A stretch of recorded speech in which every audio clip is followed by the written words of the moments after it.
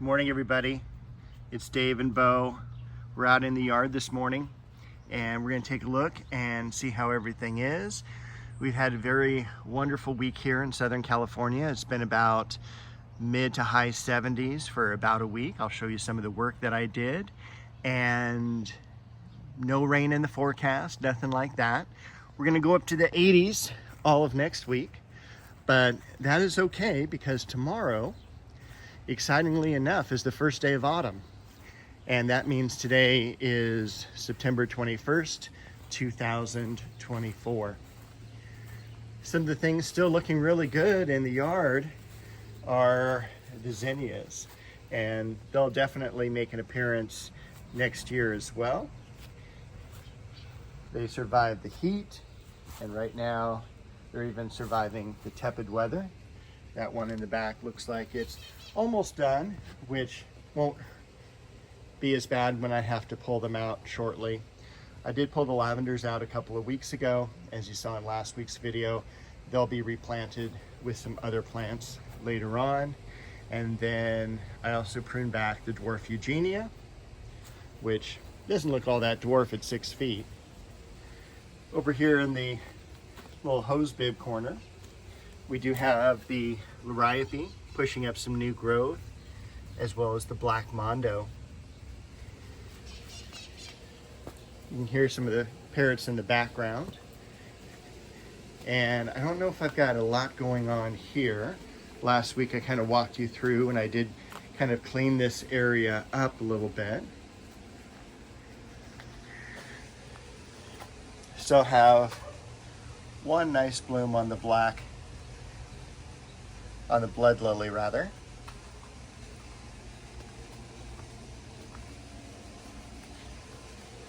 The lemon verbena.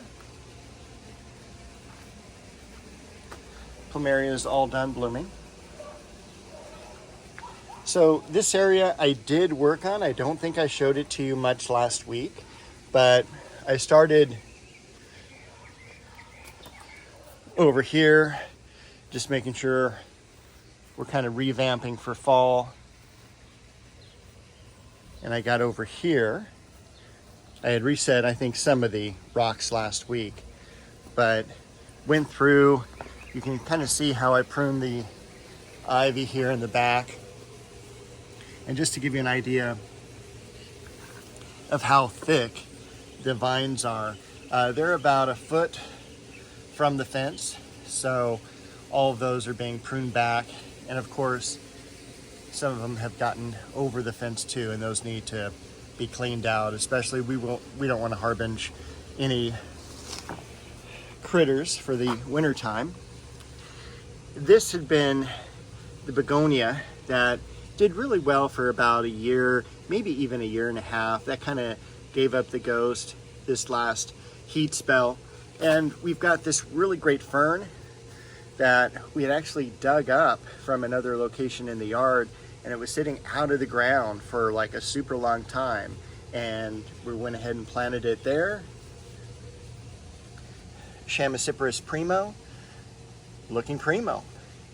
And look at the buds we have on the Pieris japonica here. We even still have some Irish moss. And back here, the Acorus. I also wanted to make sure all this area was clean of weeds and heavily mulched, because we're gonna have the Lycodium coming up really, really soon. And take a look at that geranium blossom. The juniper, and I think this is 3 or 4 weeks now on the Amaryllis belladonna. They do have a super light fragrance.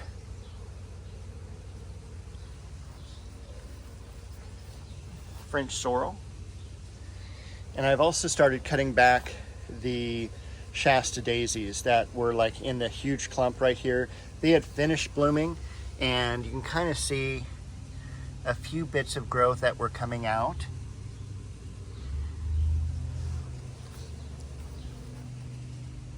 Bo making sure we're following along the pathway.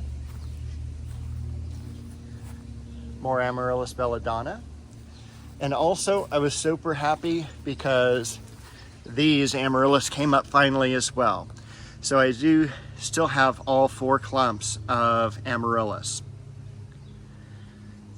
Got the succulent in the background there, and the Davallia we need to start saving, because you can see kind of the St. Augustine coming into the Davallia bed. But look at the impatiens. They're still doing fantastic, just as Bo is.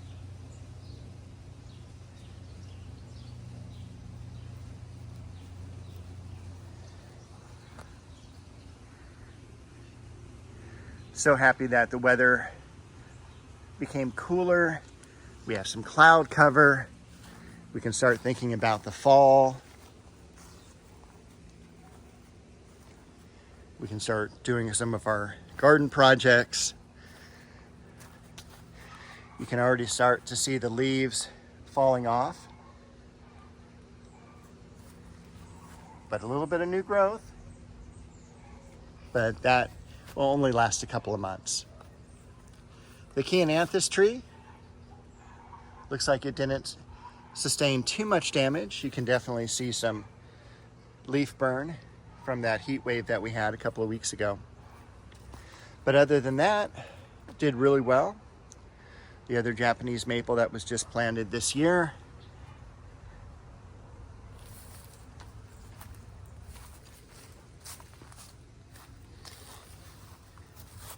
got a hosta growing. I actually got that from Rogers Gardens down in Newport Beach, and that was pre-COVID, so that was about 5 years ago.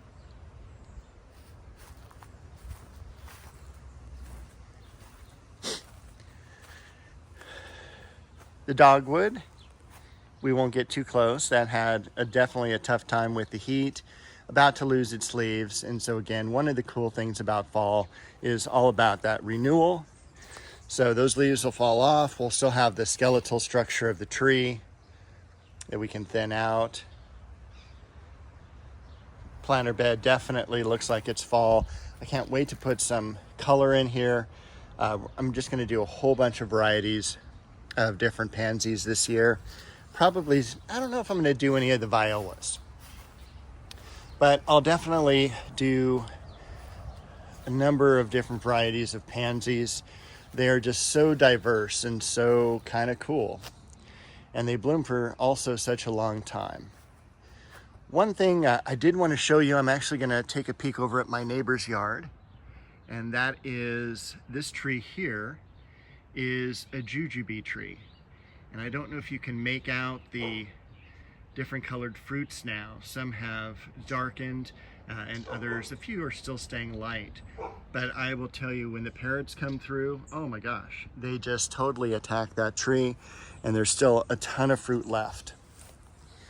In my yard here, we do have the aloysia, the almond bush, and I showed you the lemon verbena earlier. This is the same genus actually as lemon verbena.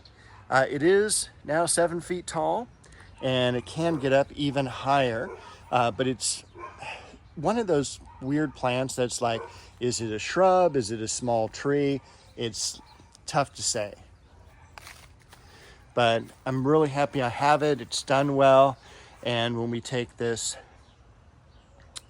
plum tree out of the yard and we're going to put something new right over here, it'll be a nice balance to have that almond bush back there. Looking forward to cutting back the gigantic Leonotis. But look at those cool orange blossoms. And again, probably one of the easiest plants to grow in the yard, and one of the ones that is the most hardy. I did cut back the geranium that was over here. Cut that back to all the new growth. Not a whole lot else is going on. Again, we had definitely some damage from that heat. Looks like someone just put a hairdryer right to that cherry tree, unfortunately. Maybe it was Bo, I don't know. But look at how rich in color those apricot leaves are. And I just need some time to get out here and just start working. As everyone knows, life just gets so busy during the week. things pop up and you think, oh, I've got a couple hours to work in the yard. And then all of a sudden it's like, yeah, I've got maybe 10 or 15 minutes to work in the yard. So it is just step by step.